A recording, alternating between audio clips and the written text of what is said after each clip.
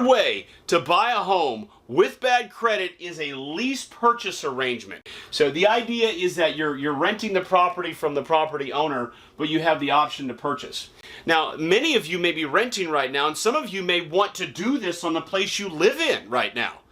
You need to provide some value to that owner. If you pay them a down payment of some amount, what we call an option payment, maybe it's $1,000, $5,000, $10,000, depending on the deal, that may incentivize that owner to allow now the purchase component. So you may already be leasing it, but this would add the purchase component.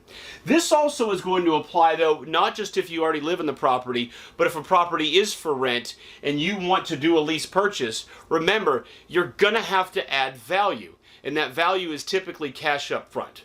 That is where you can typically buy that option to purchase. Although some have been able to negotiate it with something like being able to fix the property up along the way. So lease purchase. But again, going back to my theme that the trade-off is short term, this can be wonderful, especially in a rising market like we've had the last 10 years or so. And that is when the property prices are going up, and you have a lease purchase, 2 years from now, you may have a really good deal on your hands. This can be a great deal for you if you have the ability to be disciplined, improve that credit over the next year or two so that you can exercise your option to purchase.